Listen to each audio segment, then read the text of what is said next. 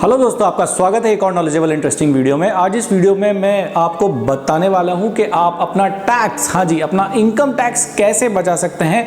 आप अपना टैक्स का आउटफ्लो जो है वो कैसे ऑप्टिमाइज कर सकते हैं। आप अपने टैक्स को कैसे ज़्यादा से ज़्यादा बचा सकते हैं ताकि आपकी पर्सनल डिस्पोजेबल इनकम, ताकि वो अमाउंट जो आप खुद पे या फिर किसी और चीज़ पे खर्चना चाहते हैं वो अमाउंट आपके पास ज़्यादा बच जाए। हाँ जी, इस वीडियो में मैं आपको ये भी बताने वाला हूं कि आप इनकम टैक्स एक्ट के कौन कौन से सेक्शंस का इस्तेमाल करके टैक्स बचा सकते हैं और कितना टैक्स आप बचा सकते हैं। तो अगर आपने हमारा चैनल सब्सक्राइब नहीं किया है तो सबसे पहले चैनल को सब्सक्राइब कर लें। अगर आपको वीडियो पसंद आए तो प्लीज़ वीडियो को लाइक भी कर दें और बहुत सारे लोगों के साथ इसको शेयर भी कर लें। तो आइए शुरू करते हैं। सेक्शंस पे आने से पहले मैं आपको एक चीज़ बता देता हूं कि सबसे पहले आपको ये डिसाइड करना पड़ेगा कि आप कौन सी टैक्स रिजाइम में जाना चाहते हैं। आप नई टैक्स रिजाइम में जाना चाहते हैं या फिर आप ओल्ड टैक्स रिजाइम के साथ ही रहना चाहते हैं। हाँ जी, वो सेक्शन है सेक्शन 115 BAC, जो एक नई टैक्स रिजाइम या फिर ऑल्टरनेट टैक्स रिजाइम की बात करता है। अगर आप नई टैक्स रिजाइम में जाना चाहते हैं, जिसको सिंप्लीफाइड टैक्स रिजाइम भी बोलते हैं, तो बहुत ज़्यादा आपको टैक्स सेविंग के बारे में सोचने की आवश्यकता नहीं है। आपको कोई इन्वेस्टमेंट, टैक्स सेविंग इन्वेस्टमेंट करने की भी आवश्यकता नहीं है, क्योंकि न्यू टैक्स रिजाइम में आपको इन सब का बेनिफिट बिल्कुल भी नहीं मिलने वाला है। अगर आप ओल्ड टैक्स रिजाइम में रहना चाहते हैं तो ये आपको इन सब चीज़ों का, इन सारे टैक्स सेविंग इन्वेस्टमेंट का जो अब हम बात करने वाले हैं इस वीडियो में, तभी जाके आपको इन सब इन्वेस्टमेंट्स का बेनिफिट जो है वो मिलेगा। न्यू टैक्स रिजाइम में इनका बेनिफिट आपको बिल्कुल भी नहीं मिलेगा। तो सबसे पहले आप ये डिसाइड कर लें कि आप कौन सी वाली टैक्स रिजाइम में रहना चाहते हैं, कौन सी वाली टैक्स रिजाइम को यूज़ करते हुए आप अपनी इनकम टैक्स रिटर्न फाइल करना चाहते हैं, ताकि आप अपनी टैक्स प्लानिंग प्रॉपरली कर पाएँ। आपको टैक्स सेविंग इन्वेस्टमेंट्स करने की आवश्यकता है या नहीं है, वो आपको पता चल पाए सही समय पे। तो आइए सबसे पहले बात करते हैं इस सेक्शन की। यह है सेक्शन 80C। हाँ जी, इनकम टैक्स का सबसे ज़्यादा कॉमन सेक्शन। इस सेक्शन के बारे में आपको पता होना बहुत बहुत बहुत ज़रूरी है अगर आप अपना टैक्स ऑप्टिमाइज करना चाहते हैं। तो इस सेक्शन में मैक्सिमम अमाउंट ऑफ डिडक्शन, जो मैक्सिमम लिमिट है इस सेक्शन की, जितना आप यूज़ कर सकते हैं बेनिफिट के लिए, वो है 1,50,000 रुपये। मतलब कि 1,50,000 रुपये तक का अमाउंट ही आपकी इनकम में से डिडक्ट हो सकता है सेक्शन 80C में, जिसके कारण अगर आप 30% टैक्स ब्रैकेट में है, मतलब हाईएस्ट टैक्स ब्रैकेट में है, तो 46,800 रुपये तक का, 46,800 रुपये तक का आप टैक्स जो है सेक्शन 80C को इस्तेमाल करके बचा सकते हैं। सेक्शन 80C का बेनिफिट आपको तभी मिलता है जब आप एक्चुअल में जो है इन्वेस्टमेंट कर देते हैं। ड्यू बेसिस या एक्रूअल बेसिस पर सेक्शन 80C का बेनिफिट आपको नहीं मिलेगा। सेक्शन 80C की जो 1,50,000 रुपये की जो लिमिट है, वो सिर्फ और सिर्फ सेक्शन 80C की नहीं है, उसमें 3 सेक्शन और इंक्लूड होते हैं। इन तीनों की लिमिट टोटल मिला के होती है 1,50,000 रुपये। इस 1,50,000 रुपये की लिमिट में आते हैं सेक्शन 80C, 80CCC और 80CCD सबसेक्शन 1। इन तीनों की कंबाइंड लिमिट है 1,50,000 रुपये। अगला सवाल आता है कि सेक्शन 80C में कौन कौन सी चीज़ें इंक्लूड की जाती हैं जिससे आप टैक्स बेनिफिट जो है वो ले सकते हैं।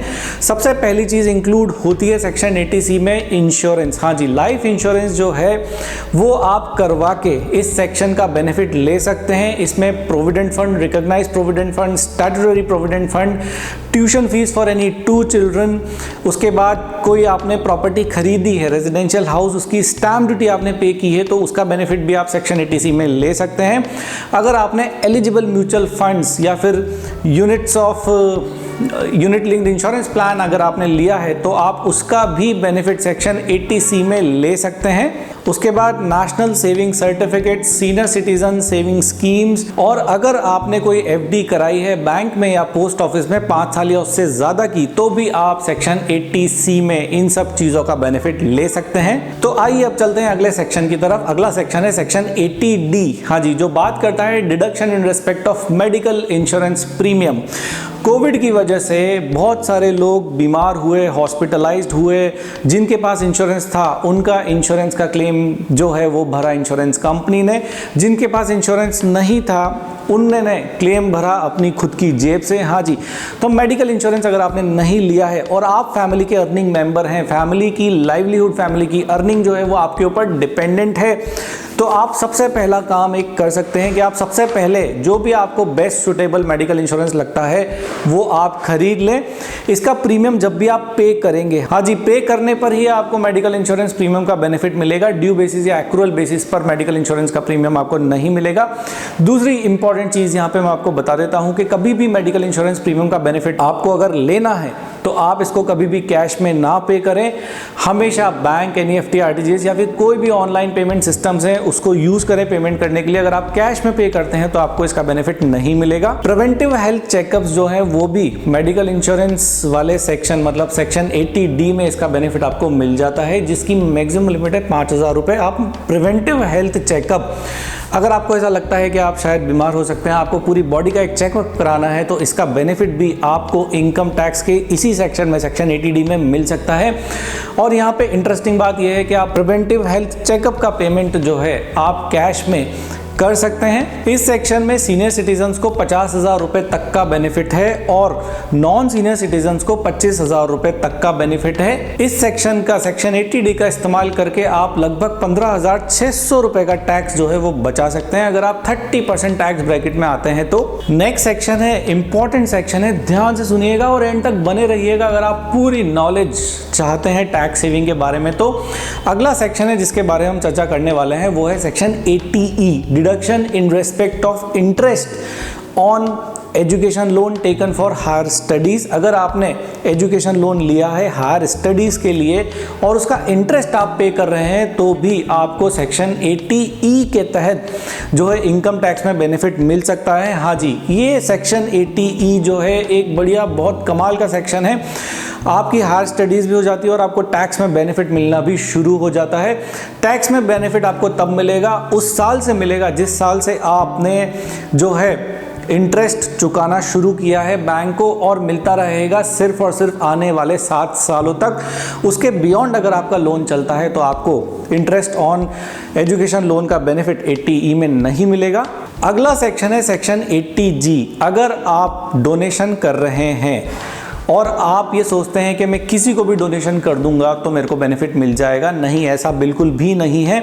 सिर्फ और सिर्फ रिकॉग्नाइज्ड चैरिटेबल इंस्टीट्यूशंस जो इनकम टैक्स एक्ट में रजिस्टर्ड है उन्हीं को ही डोनेशन दें। अगर आपके दो पर्पज़ हैं, आप एक तो किसी भी कारण से डोनेशन देना चाहते हैं, किसी की हेल्प करना चाहते हैं, कुछ कैटेगरी ऑफ पीपल को हेल्प करना चाहते हैं, या और आप अपने इनकम टैक्स की सेविंग भी लेना चाहते हैं, तो साहब सेक्शन 80G आपके लिए है। यहाँ पे 2 कैटेगरी ऑफ फंड्स में आप इन्वेस्ट कर सकते हैं, एक में 100% बेनिफिट मिलता है और एक में 50% का बेनिफिट मिलता है। यहाँ पे आप उसी चैरिटेबल इंस्टीट्यूट में डोनेशन दें जो 80G में रजिस्टर्ड है। अगर वो रजिस्टर्ड नहीं होगा तो आपको बेनिफिट जो है आपके टैक्स सेविंग में बिल्कुल भी नहीं मिलेगा। 2,000 रुपए तक का डोनेशन आप कैश में दे सकते हैं। अगर आपने इससे ज्यादा का डोनेशन देना है तो कैश में डोनेशन कभी भी ना दें। अगला सेक्शन है, अगर आप टैक्स और ज्यादा बचाना चाहते हैं तो वो है section 80G, deduction in respect of rent paid. किनको मिलता है? ये उनको मिलता है जिनको HRA नहीं मिलता। ये उनको मिलता है जो सेल्फ एम्प्लॉयड भी हो सकते हैं। हाँ जी, एम्प्लॉयज को भी मिलता है जिनको HRA नहीं मिलता, सेल्फ एम्प्लॉयड को भी मिलता है।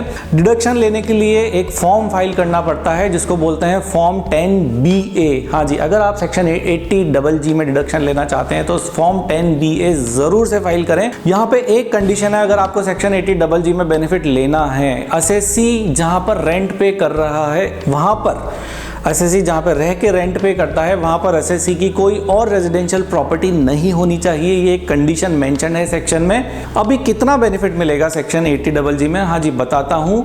जो मैं 3 पॉइंट्स अभी आपको बताऊंगा उसमें से जो लीस्ट कैलकुलेटेड अमाउंट आएगा उतना बेनिफिट आप सेक्शन 80G में ले सकते हैं। पहला पॉइंट है 5,000 रुपये पर मंथ, दूसरा पॉइंट है 25% ऑफ टोटल इनकम, और तीसरा पॉइंट है rent paid in excess of 10% of total income. इन तीनों में से जो भी लिस्ट आएगा उतना बेनिफिट आप सेक्शन 80GG में ले सकते हैं। हाँ जी, जाते जाते एक बहुत इंपॉर्टेंट सेक्शन है, अभी जाइएगा मत, बने रहिएगा। बात करते हैं सेक्शन 24 के बारे में। हाँ जी, section 24 of income tax act 1961, जिसको हम कहते हैं एक बहुत बढ़िया सेक्शन है, सबसे ज्यादा टैक्स सेविंग देता है आपको ये सेक्शन। हाँ जी, सेक्शन 24 जो बात करता है interest on borrowed capital for the purpose of home. हाँ जी, अगर आपने घर खरीदने के लिए, घर बनाने के लिए लोन लिया है तो आप जो होम लोन पे इंटरेस्ट चुकाते हैं बैंक को, वो आपको उसका बेनिफिट मिलता है सेक्शन 24 में। हाँ जी, एक बहुत बढ़िया सेक्शन है सेक्शन 24। सेक्शन 24 का इस्तेमाल करके आप करीबन 62,400 रुपए तक का टैक्स आप बचा सकते हैं अगर आप सेल्फ ऑक्यूपाइड प्रॉपर्टी का 2 लाख रुपए तक का बेनिफिट जो है इंटरेस्ट का क्लेम करते हैं। तो सेक्शन 24 में आपको डिडक्शन मिलती है एक्रूअल बेसिस पे। अगर आपने इंटरेस्ट का पेमेंट नहीं भी किया है बैंक को, तब भी आपको ड्यू बेसिस, एक्रूअल बेसिस पे जो है वो बेनिफिट सेक्शन 24 में मिल जाएगा। अभी कितना बेनिफिट मिलेगा? अगर सेल्फ ऑक्यूपाइड प्रॉपर्टी है तो मैक्सिमम लिमिट है 2 लाख रुपए तक का इंटरेस्ट 1 साल में। अगर प्रॉपर्टी सेल्फ ऑक्यूपाइड नहीं है, रेंटेड है, तो जितना भी इंटरेस्ट आपका एक्रू होता है साल भर में, आप उतना बेनिफिट जो है सेक्शन 24 में ले सकते हैं। हाँ जी, तो ये था हमारा एक नॉलेजेबल इंटरेस्टिंग वीडियो कि आप अपने टैक्स को ऑप्टिमाइज कैसे कर सकते हैं,